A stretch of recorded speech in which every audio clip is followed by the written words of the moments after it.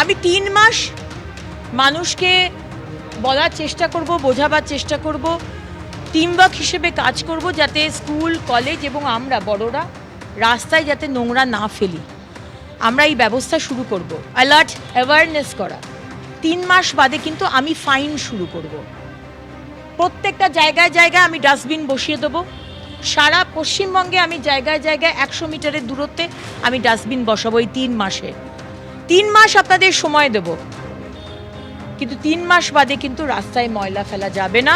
যদি আপনারা ফেলেন, সেটা চিপস হোক, ডাব হোক, আর থুতু হোক, আর পানের পিক হোক, 3 মাস বাদে কিন্তু ফাইন করা হবে, সারা রাজ্যে হবে। কারণ এটা কি বললাম যে স্বচ্ছ অ্যাপ, এবং যে কোনো জিনিস আমাদের শহরকে সুন্দর রাখার জন্য। আমরা সিঙ্গাপুরে গেলে খুব ভদ্র, আমরা কিচ্ছু করি না।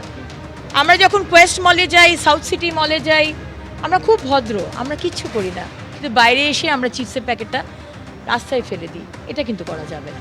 জেলে মিলবে না বাড়তি সুবিধা, সাধারণ বন্দী হয়ে থাকতে হবে। শান্তনু সিনহা বিশ্বাসের গ্রেড 1 প্রিজনারের মর্যাদার আর্জি খারিজ। জেল হেফাজতে প্রাক্তন ডিসিপি শান্তনু সিনহা বিশ্বাস। 1 জুন পর্যন্ত জেল হেফাজতে শান্তনু সিনহা বিশ্বাস এবং সোনা পাপ্পু। ধৃত দুজনকে জেল হেফাজতে চেয়েছিল ইডি, সেই আবেদন মঞ্জুর হয়। শান্তনু সিনহা বিশ্বাস এবং সোনা পাপ্পুকে জেলে গিয়েও জেরা করতে চায় ইডি।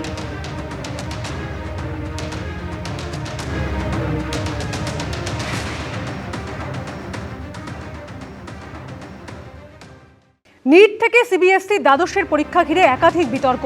দায় স্বীকার করে মুখ খুললেন কেন্দ্রীয় শিক্ষামন্ত্রী ধর্মেন্দ্র প্রধান।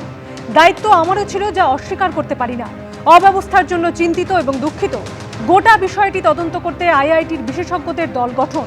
কোনো অসঙ্গতি ধরা পড়লে কাউকে ছাড় নয়, কড়া বার্তা কেন্দ্রীয় শিক্ষামন্ত্রী।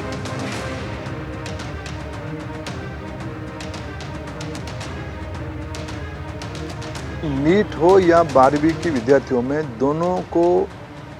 दोनों की अव्यवस्था के लिए मैं दुखी हूँ, मैं चिंतित हूँ, और थोड़ा बहुत जिम्मेवारी मेरा भी है।